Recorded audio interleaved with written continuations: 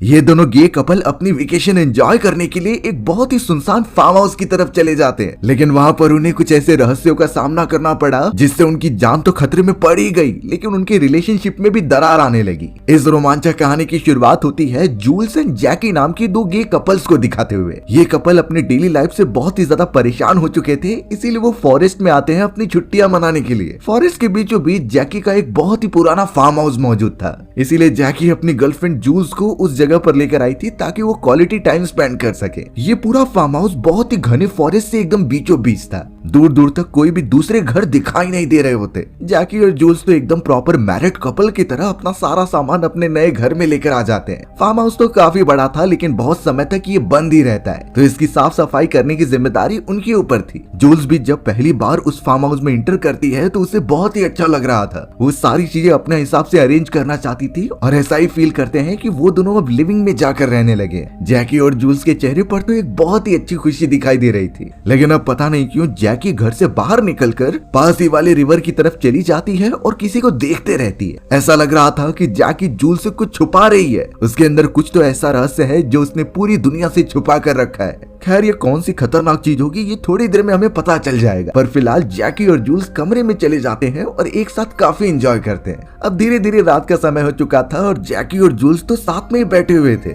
Mood एकदम तरोताजा करने के लिए जैकी गिटार बजा रही होती है। उसमें तो जैकी कुछ लिरिक्स भी बोल रही थी जो कि रिलेटेड थे डीमन से, यानी उसका साफ मतलब था कि डीमन यहीं कहीं रह रहा है और हम पर बहुत बुरी तरीके से नजर रखे हुए है। जूल्स शुरुआत में तो इसे एंजॉय कर रही थी, लेकिन बाद में जब लिरिक और भी ज्यादा इंटेंस होते चले गए तो उसका चेहरा भी एकदम शॉकिंग वाला हो चुका था, क्योंकि ऐसी चीजें रियलिटी में बिल्कुल पॉसिबल नहीं हो सकती। जूल्स तो डीमन भूत प्रेतों पर बिल्कुल भरोसा ही नहीं करती थी। जूल्स को तो शायद थोड़ा डर भी लगने लगा था, इसीलिए उसने जैकी का गिटार दूसरी तरफ रख दिया और उससे रुकने के लिए कहा। इस मोमेंट पर जूल्स जैकी की ओर ज्यादा क्लोज चली जाती है। दोनों तो अब एक दूसरे के साथ काफी अच्छा टाइम स्पेंड करने लगे थे। देखकर लगता ही नहीं कि वो दोनों गे कपल हैं। उनका जो लव था वो एकदम प्रॉपर कपल जैसा होता है और दोनों के अंदर कोई भी इम्प्योरिटी नहीं है। कुछ देर तक वो दोनों प्लेग्राउंड में एक प्लेयर्स की तरह गेम खेलते रहते हैं, लेकिन तभी अचानक घर के बाहर से कुछ आवाजें आई और दोनों ही तुरंत ही जब विंडो के पास जाकर देखते हैं तो पता चला कि वहाँ पर तो एक कार आकर रुकी है। जूल्स काफी ज्यादा डर गई, क्योंकि यहाँ पर इतनी रात को कौन आ सकता है। दूर दूर तक ना किसी के घर थे और ना ही कोई हाईवे होता है जिससे कि कोई इंसान यहाँ पर चला आए। जूल्स को तो काफी डर लगने लगा था, लेकिन जैकी उसे काम डाउन कराती है। जैकी ने जल्द से जल्द कपड़े पहने और ये चेक करने के लिए चली गई कि वो कार किसकी है। जैसे उसने दरवाजा खोला और आवाज देने लगी कि वहाँ पर कौन मौजूद है, तभी धीरे धीरे अंधेरे के अंदर से किसी की परछाई बाहर आती है और पता चला कि ये तो कोई लेडी है जिसका नाम सैरा था।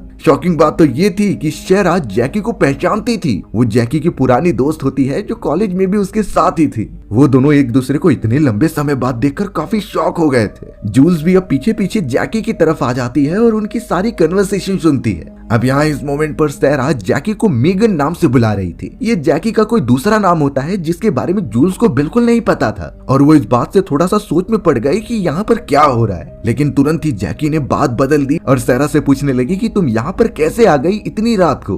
तब जाकर सैरा साफ साफ कहती है कि उसका घर रिवर के दूसरे साइड है। वो जब अपनी कार लेकर यहाँ से गुजर रही थी तो उसे फार्म हाउस की लाइट्स ऑन दिखी, तो वो चेक करने आ गई कि यहाँ सब कुछ ठीक है कि नहीं। पर यहाँ सैरा उन दोनों को डिस्टर्ब नहीं करना चाहती थी, इसीलिए सारी पूछताछ करने के बाद वो अपनी कार में बैठकर वहाँ से चली गई। लेकिन यहाँ जूल्स के मन में अभी भी वो बात घूम रही थी कि जैकी को मेगन नाम से क्यों बुलाया गया। वो दोनों फिलहाल के लिए सोने तो चले जाते हैं, पर यही सारी बातें उनके दिमाग में घूम रही थी। उनका तो इतना अच्छा मोमेंट भी खराब हो गया। अब अगले दिन सुबह होने पर जूल्स लगातार अपनी वॉकिंग करते जा रही थी उस फॉरेस्ट के बीचों बीच, लेकिन उसके मन में कल रात की बातें घूम रही होती हैं कि सैरा ने जैकी को मेगन नाम से क्यों बुलाया, उसके पीछे का आखिरकार रहस्य क्या है। अब जूल्स लगातार भागते हुए रिवर के किनारे पर पहुंच जाती है। वो बहुत ज्यादा थक गई थी, इसीलिए थोड़ा रेस्ट करके देख रही होती है, पर तभी उसे किनारे पर एक नाव मिली जो कि पास जाकर देखने लगी। उस नाव के ऊपर तो कई सारी मार्किंग की गई थी, जैसे कुछ लिखा गया हो, पर वो अच्छे से पढ़ पाती इससे पहले वहाँ जैकी आ जाती है। जैकी ने तो जूल्स से साफ कह दिया कि हम इस बोट की मदद से रिवर में राउंड लगा कर आते हैं। जूल्स ने इस बात को मना नहीं किया और दोनों जैसे तैसे उस बोट के अंदर बैठकर रिवर के अंदर चले जाते हैं। यहाँ देखकर साफ पता चल रहा था कि जूल्स जैकी से गुस्सा है। वो उसे बता ही नहीं रही कि सैरा ने उसे मीगन नाम से क्यों बुलाया। तब उस मोमेंट पर जाकर जैकी जूल्स से माफी मांगती है। उससे बड़ी गलती हो गई कि उसने इतनी बड़ी सच्चाई अपने पार्टनर से छुपाई। जैकी ने कहा कि जब उसे पता चला था कि वो एक गे है तो उसने अपनी पूरी आइडेंटिटी सभी से छुपा कर रखी थी, जो लोग उसे जानते थे और जानने की इच्छा रखते थे। तो जैकी ने सबसे पहले अपना असली नाम जो कि मेगन था वो बदल ही दिया।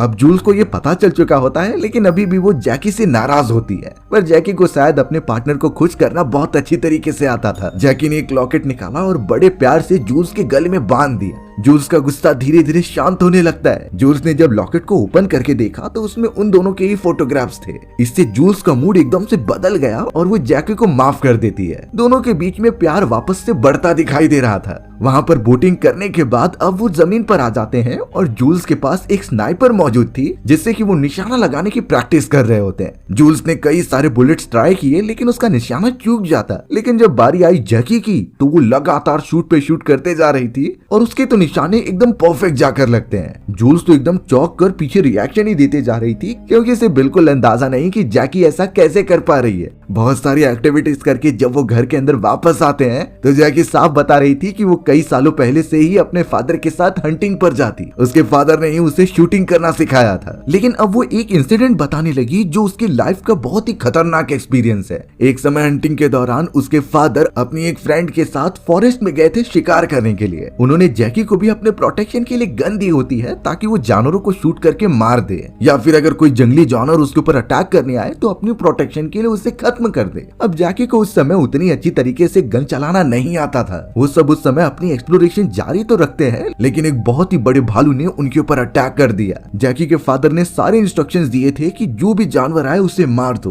तो इसीलिए जैकी ने उसे लगातार शूट करना स्टार्ट कर दिया। प्रॉब्लम ये होती है कि भालू काफी बड़ा था। शुरुआत में कई सारी बुलेट्स मारने पर भी वो जिंदा रहता है। उस समय जाकर जैकी को रियलाइजेशन हुआ कि मरते समय इंसान या फिर जानवर कैसा फील करते हैं। कई घंटों तक भालू तड़पता रहा और आखिरकार मर गया। इनफैक्ट जो सारी सर्वाइवल टेक्निक्स होती हैं उसके फादर ने जैकी को सिखा कर रखी थी। वो तो ये भी कहा करते थे कि चाहे कुछ भी हो, अपनी जान बचाना सबसे इम्पोर्टेंट है, और अगर उसके लिए किसी दूसरे के ऊपर डिपेंडेंट रहना पड़े तो हमें करना चाहिए। अब जूल्स यहाँ इन बातों को समझ नहीं पा रही थी। तब जैकी ने उसके सामने ये सच्चाई रखी कि जिस भालू को उन्होंने मारा था उसका मीट वो कई सारे दिनों तक बनाकर खाते रहे। भालू के ऊपर की चमड़ी को उन्होंने काट लिया और अपनी गर्माहट के लिए यूज किया। ये इसलिए क्योंकि वो अपनी जान ज्यादा प्रायोरिटी पर लेकर चलते हैं, और यही सारी चीजें जैकी के फादर ने उसे सिखाई थी। जूल्स को ये चीजें थोड़ी अजीब लगती हैं, लेकिन वो कहानी की तरह इसे सोचकर इसे इग्नोर कर देती है। वो दोनों कपल आराम से सोने के लिए चले जाते हैं। अब यहाँ सुबह उठने के बाद जूल्स देख पा रही थी कि जैकी उसके बेड पर नहीं है। वो तो पूरे फार्म हाउस में भी नहीं थी, इसीलिए जूल्स को काफी फिक्र होने लगी।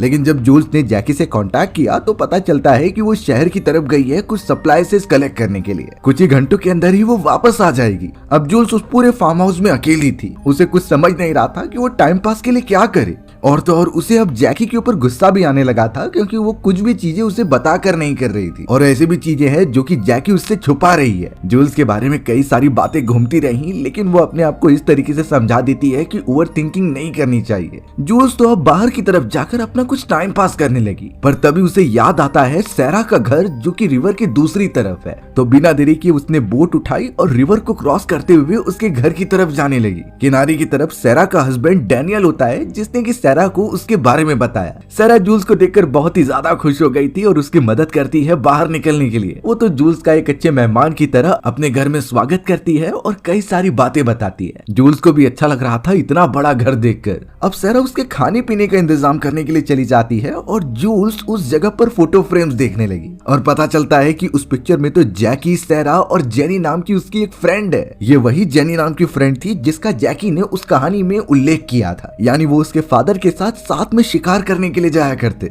थोड़ी देर में जब सैरा आ जाती है तो वो जूल्स से पूछने लगी कि जैकी ने तुम्हें हमारे बारे में ज्यादा कुछ बताया क्यों नहीं। हम सब स्कूल टाइम पर बहुत ही अच्छे दोस्त हुआ करते थे, लेकिन तब सब बदल गया जब जेनी की मृत्यु हो गई। ये सुनकर जूल्स और ज्यादा चौंक जाती है। उसे तो इन चीजों के बारे में बिल्कुल भी जैकी ने बताया ही नहीं था। जूल्स तो अब डायरेक्टली जैकी के ऊपर शक करने लगी कि वो और कौन कौन सी बात उससे छुपा रही है। सारा को जितना पता था उसने बता दिया, पर फिर भी जूल्स जैकी के मुंह से ये सारी बातें सुनना चाहती थी। बातचीत करके वो अपने फार्म हाउस में वापस लौट आती है और जैकी भी उस जगह पर पहुंच गई थी। लेकिन यहाँ जूल्स जैकी से अच्छे से बात नहीं कर रही थी। वो बाहर वॉक करने भी जाते हैं तो वो उससे डिस्टेंस बना कर रखती है। जैकी ने जब जूल्स से इस बारे में पूछा तो जूल्स उसे ज्यादा कुछ रिप्लाई नहीं करती और सिर्फ इतना कहती है कि तुम मुझे सब कुछ शेयर नहीं करती। तुम्हारे पास और कौन कौन से रहस्य हैं वो बता दो, नहीं तो वो यहाँ से चली जाएगी। अब जैकी ये बिल्कुल भी होने नहीं दे सकती, तो इसीलिए वो सब कुछ बताने का डिसाइड करती है। जैकी कहने लगी कि जेनी और वो कई साल पहले साथ में ही हंटिंग किया करते।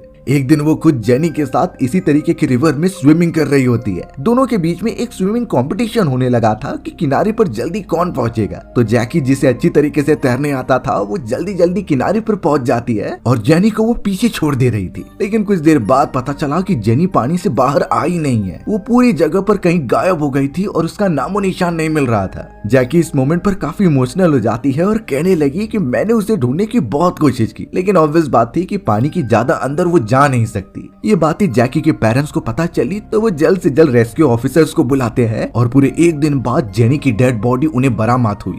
ये सुनने के बाद जैकी एकदम से उदास हो गई थी। वो इन चीजों को बिल्कुल भी सच ही नहीं मान रही थी। एक मोमेंट ऐसा भी आया था कि जब जेनी की मृत्यु के बाद सारा कसूर जैकी के ऊपर दिया जाने लगा। कई इन्वेस्टिगेशन भी हुई और जैकी से पूछताछ भी की जाने लगी, लेकिन कोई भी सबूत जैकी के खिलाफ नहीं थे, तो उसे छोड़ दिया गया। इसे एक एक्सीडेंट ही समझा गया कि गलती से डूबने के कारण जेनी की मौत हुई है। पर यह सदमा जैकी को इतनी बुरी तरीके से लगा कि वो किसी से भी शेयर करना नहीं चाहती थी। जैकी और ज्यादा रोने लगी तो जूल्स रुक नहीं पाती और उसके पास आकर उसे हक कर लेती है। दोनों के बीच में सब कुछ सॉर्ट आउट हो चुका था और वो एक साथ और ज्यादा मजे करते हैं। अब जैकी और जूल्स फॉरेस्ट में ही थे, तो जैकी जूल्स को एक व्यू पॉइंट की तरफ लेकर जाती है जहाँ से नजारा बहुत अच्छा दिखता था। जूल्स भी उसके साथ काफी एंजॉय करते हुए उस जगह पर पहुंच जाते हैं। वो पूरा पथरीला वाला इलाका था और सच में वहाँ से नेचर का नजारा एकदम अविश्वनीय होता है। अब जूल्स एकदम कोने पर खड़े रहकर उस नजारे को देख रही थी और अचानक हमें जैकी के चेहरे का एक्सप्रेशन एकदम बदलता दिखाई देता है। वो धीरे धीरे जूल्स के पास आकर उसे धक्का दे देती है। बेचारी जूल्स इतनी ऊंचाई से पत्थरों वाले इलाके पर गिरने के बाद नीचे आ गई।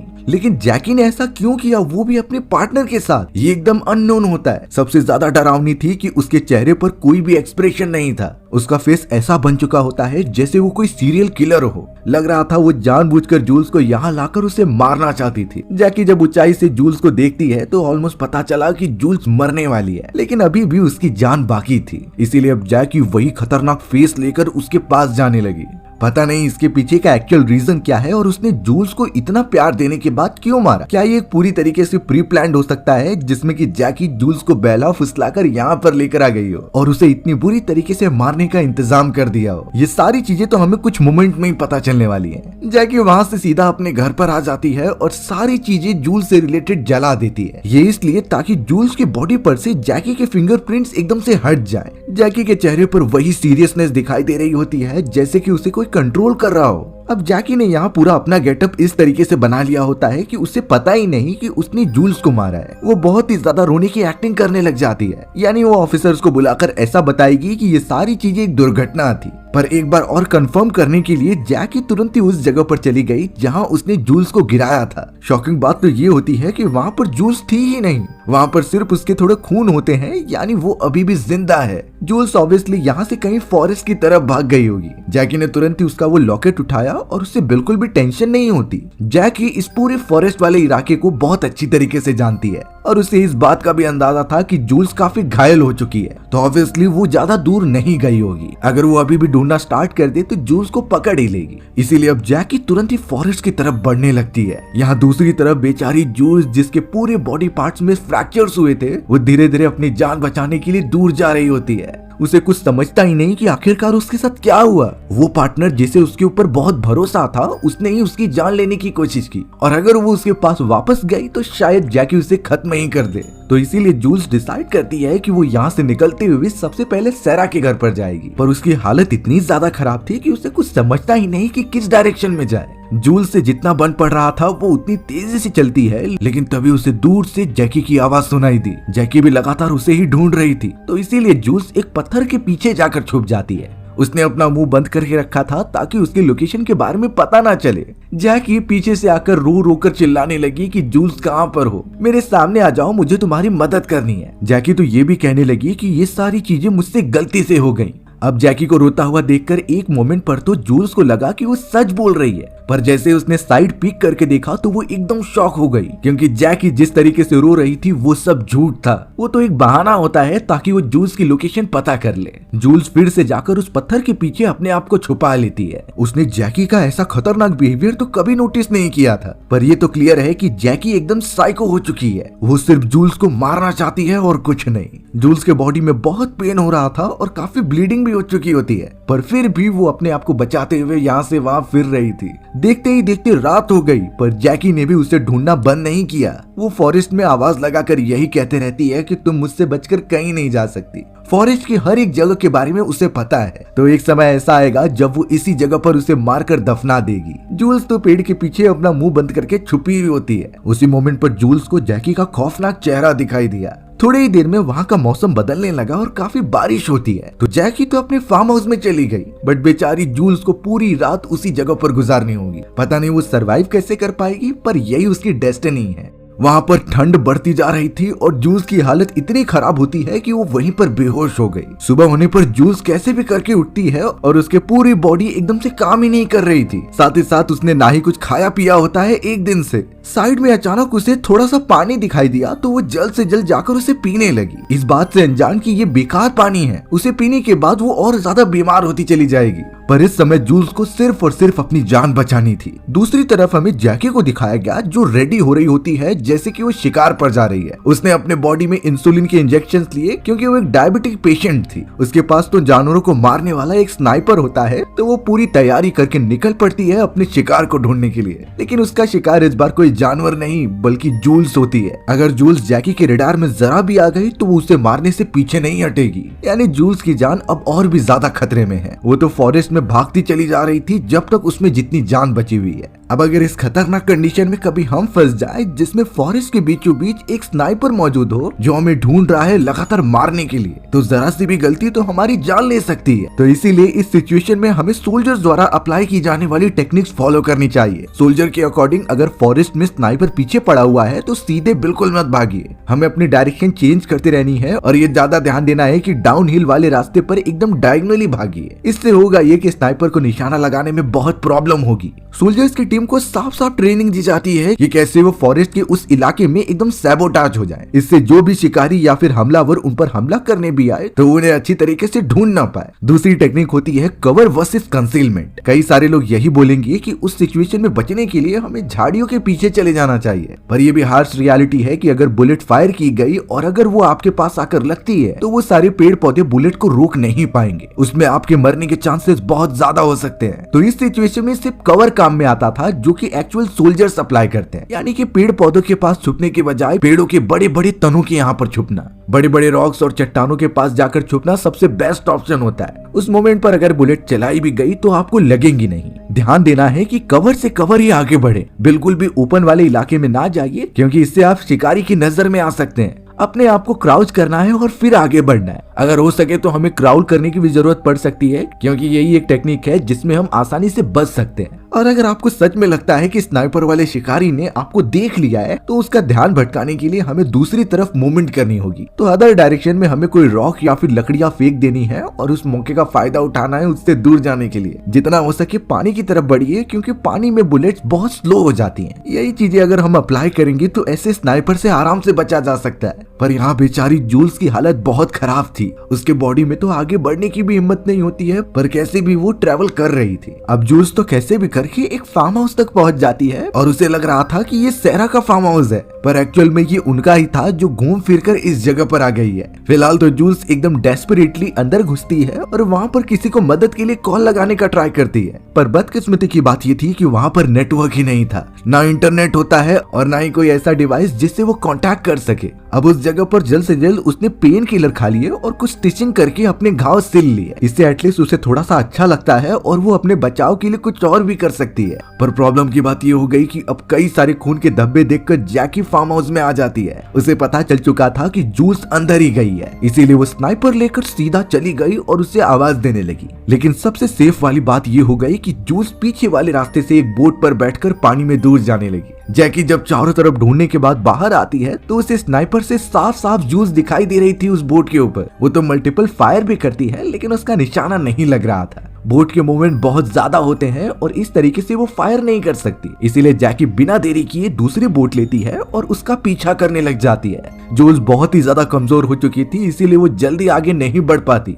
जैकी को तो इन चीजों का एक्सपीरियंस होता है, इसीलिए वो थोड़े ही देर में उसके पास पहुंच गई। दोनों के बीच में अब काफी हाथापाई भी होने लगी थी और जैकी तो उसे काफी चोट भी पहुंचाती है। बेचारी जूल्स इस मोमेंट पर भी कुछ कर नहीं पा रही थी। दोनों में बहुत अनबन होने लगी, लेकिन उन्हें दिखाई दिया कि दूसरे किनारे की तरफ से सेरा का हस्बैंड डैनियल उन्हें देख रहा है। वो तो उन्हें आवाज देकर ये कहने लगा कि सब ठीक है कि नहीं। अब जैकी एकदम नॉर्मल होकर जूल्स को भी कहती है कि तुम कुछ नहीं कहोगी, नहीं तो मैं तुम्हें पानी में गिराकर मार दूंगी। उनकी बोट डैनियल से काफी डिस्टेंस पर थी, इसीलिए वो कुछ अच्छे से देख नहीं पा रहा था। उसे ना तो जूल्स के घाव दिखाई देते हैं कि वो किस हालत में है। जैकी ने तो जोर से चिल्लाकर डैनियल को कह दिया कि वो बहुत ही ज्यादा बीमार है, इसीलिए मैं जूल्स को घर पर लेकर जा रही हूँ। डैनियल भी इन चीजों को मानकर ज्यादा कुछ बोलता नहीं, पर अगले ही मोमेंट में जूल्स जोर से चिल्लाकर कहती है और उन दोनों को आज रात डिनर पर इनवाइट करती है। जैकी ने उसे रोकने की कोशिश की, पर उसने वो अब तक बोल दिया था। डैनियल ने भी इस बात पर हाँ करते हुए कह दिया कि वो जरूर आएंगे, पर अब जैकी इस बात से बहुत गुस्सा थी। वो तो अब मजबूर होती है, क्योंकि अभी अगर उसने जूल्स को मार दिया तो हो सकता है कि सारा शक उसके ऊपर चले जाए।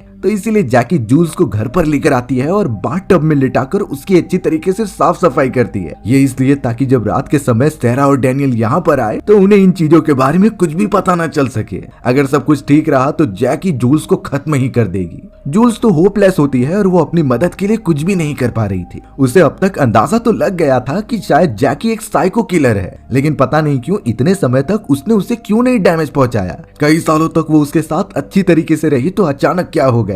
जैकी अच्छी तरीके से जूल्स को तैयार तो कर रही थी, लेकिन उसने उसे धमकी देते हुए ये कहा कि अगर तुमने सेरा या फिर डैनियल से कुछ भी कहने की कोशिश की तो वो जूल्स के साथ साथ उन दोनों को भी खत्म कर देगी। जैकी के पास इसके अलावा कोई और रास्ता नहीं है। जूल्स तो अब और भी ज्यादा डरने लगी, क्योंकि अब सेरा और डैनियल की भी जिंदगी का सवाल है, इसीलिए वो एकदम से शांत रहने का डिसाइड करती है। जैकी और जूल्स अच्छे कपड़े पहनकर उन दोनों का वेट करने लगे और कई सारी डिनर की चीजें बनाई गई होती हैं। दोनों बैठे हुए होते हैं, लेकिन जैकी ने अपनी एक प्रीवियस वाइफ के बारे में बताया, यानी इससे पहले भी जैकी की शादी हो चुकी होती है और उसने अपनी वाइफ को मार दिया था। उसने फिर जूल्स से शादी की इसी रीजन की वजह से, ताकि वो उसे बाद में भी मार दे। और इन सब का सिर्फ एक ही रीजन था, इंश्योरेंस क्लेम करने के लिए। जैकी का पार्टनर अगर मर जाए तो उसे कई सारे पैसे मिलेंगे। यही रीजन था कि उसने जूल्स के साथ संबंध बनाए और उससे शादी कर ली। थोड़े ही देर में सेरा और डैनियल अंदर आ जाते हैं और वो तो जैकी और जूल्स से मिलकर काफी खुश हो रहे थे। जूल्स एकदम से नॉर्मल बिहेव करती है, क्योंकि जरा सी भी गलती सबकी जान ले सकती थी।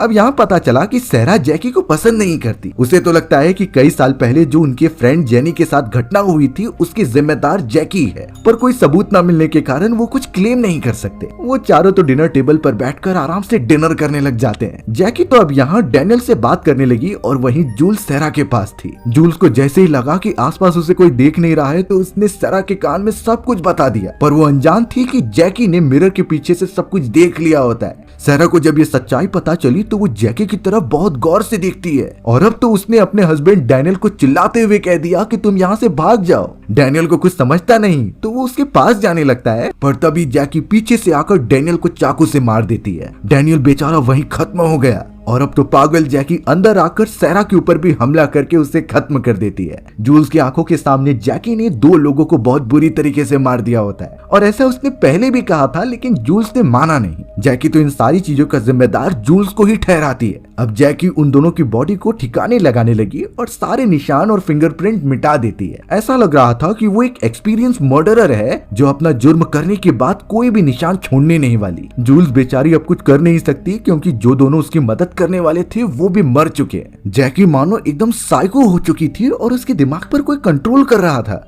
वो जल्द से जल्द सेरा और डैनियल के डेड बॉडी को पानी में फेंक देती है और जूल्स के साथ घर पर आ जाती है। जूल्स ने उसके सामने हाथ भी जोड़े और गिड़गिड़ाती रही, पर जैकी मानने वाली बिल्कुल नहीं थी। लेकिन जूल्स ने एक प्लान बना कर रखा था और उसने छोटा नाइफ अपने पास रख लिया होता है। कार के अंदर जब जैकी उसे पहाड़ों की तरफ लेकर जा रही थी ढकेलने के लिए, तभी जूल्स ने वो चाकू निकाला और जैकी के गले पर मारना स्टार्ट कर दिया। जैकी बहुत ही ज्यादा घायल होकर वहीं पर पड़े रहती है और जूल्स मौके का फायदा उठाकर वहां से भागने लगी। चारों तरफ पहाड़ी वाला इलाका था और वहां से भागने का कोई रास्ता नहीं होता। जूल्स अब फंस चुकी थी। जैकी घायल अवस्था में चाकू लेकर उसकी तरफ बढ़ती तो है, लेकिन उसे बहुत ज्यादा चोट लगने की वजह से वो गिर कर वहीं बेहोश हो गई। अब इस समय जूल्स के पास मौका था यहाँ से भागने का, उसे मारकर। जूल्स ने तुरंत ही चाकू उठाया और जैकी की तरफ देखने लगी, पर वो इमेजिन नहीं कर पाती कि ये उसकी पार्टनर है जिससे कि उसने प्यार किया था और अब वो उसकी ही जान की प्यासी हो चुकी है। जूल्स हिम्मत ही नहीं जुटा पाई उसे मारने का और अपनी जान बचाकर कार लेके वहाँ से भागने लगी। लेकिन अचानक वो एक जगह पर जाकर रुक जाती है। उसके मन में कई बातें चलने लगी कि यहाँ से जाने के बाद वो आगे की जिंदगी कैसे बिताएगी सस्पेंस में।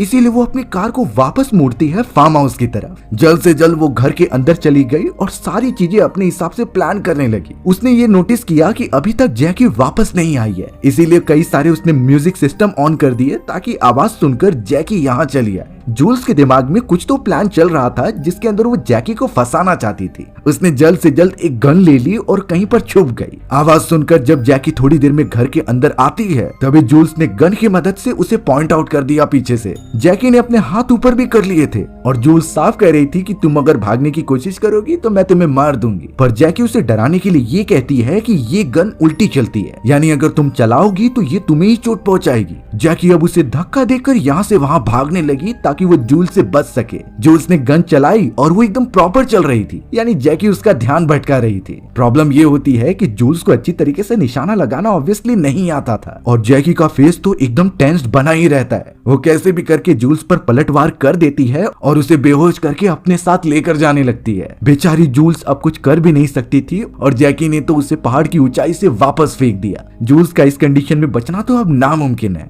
लेकिन अब शुरू होने वाला था जैकी की एक्टिंग, क्योंकि वो घर पर आकर सारी चीजें इस तरीके से दिखाएगी कि ये एक्सीडेंट है और उस एक्सीडेंट में बेचारी उसकी फ्रेंड जूल्स की मृत्यु हो गई है। उसने रोते हुए ऐसी एक्टिंग करना स्टार्ट किया कि कोई उसके ऊपर शक भी नहीं खाएगा और ऐसे ही सेम एक्टिंग उसने जितने भी अब तक मर्डर किए हैं उस टाइम पर किए थे। और अब वो घर के अंदर आकर तुरंत ही अपने इंसुलिन का डोज ले लेती है। जैकी ने निकलने की प्लानिंग कर ली थी, लेकिन तभी उसके लैपटॉप पर एक वीडियो दिखती है। ये वीडियो किसी और की नहीं बल्कि जूल्स की थी। उसे प्ले करने पर जूल्स ने साफ कहा था कि तुम मेरे जाल में फंस गई हो, भले ही मैं मर जाऊं लेकिन मैं तुम्हें जिंदा नहीं छोड़ूंगी। जूल्स ने बताते हुए ये कहा कि उसने एक लिक्विड तुम्हारे इंसुलिन के डोजेस के अंदर इंक्लूड कर दिया है। अगर जैकी इंसुलिन को अपने बॉडी में इंजेक्ट करेगी उस लिक्विड के साथ, तो वो धीरे धीरे ब्लड क्लॉटिंग क्रिएट कर देगा। फिर उसे हाई स्ट्रोक्स आने लगेंगे और वो तड़पते तड़पते हुए मर जाएगी। जैकी चौंक गई क्योंकि अभी अभी उसने डोज ले लिए होते हैं और ये सच्चाई तो उसे बाद में पता चली है। जैकी एकदम टेंशन में आ गई और उसकी बॉडी तो रिएक्ट भी करने लगी थी। हाथ पैर उसके बहुत तेजी से जकड़ने लगे होते हैं और उसे काफी पेन होना भी स्टार्ट हो गए थे। जैकी इस समय बहुत तेज भागने लगी ताकि वो फॉरेस्ट से निकलकर सिटी में पहुंचे, लेकिन उसे स्ट्रोक आना भी चालू हो गए और वो तो हेलुसिनेट भी करने लग जाती है। जैकी देख पा रही थी कि सामने की तरफ उसके पास वही भालू है जिसका कई साल पहले उसने शिकार किया था। वो तो अपने विजन को भी देख पाती है कि कैसे वो गन लेकर उस भालू को मार रही थी, पर अब शायद उसकी भी हालत उसी मरे हुए भालू जैसी होने वाली है। जैकी को तुरंत ही एक स्ट्रोक आया और वो नीचे गिरकर बेहोश होने लगी। चौंकाने वाली बात होती है कि जैकी इस समय वैसा ही तड़प रही थी जैसा उसने कई साल पहले उस भालू को मारा था और वो अपने लाइफ के लिए तड़प रहा होता है। कुछ ही देर के अंदर तड़पने के बाद जैकी की मृत्यु हो गई, यानी उसे अपने कर्मों की सजा मिल ही गई। हमें तो जूल्स की लाइफलेस बॉडी दिखाई दे रही होती है और उसके अंदर कुछ रिएक्शन नहीं होता, लेकिन एंडिंग में हमें थोड़ी सी उसे सांस लेते हुए दिखाई गई, यानी जूल्स जिंदा हो सकती है। और ये कहानी इसी तरीके से यहीं खत्म हो जाती है। सो व्यूअर्स, अगर आपको मेरा नरेशन 1% भी अच्छा लगा होगा ना, तो वीडियो को लाइक एंड चैनल को सब्सक्राइब जरूर कर देना। मिलते हैं इसी तरीके की मजेदार वीडियोस में, तब तक के लिए बाय बाय।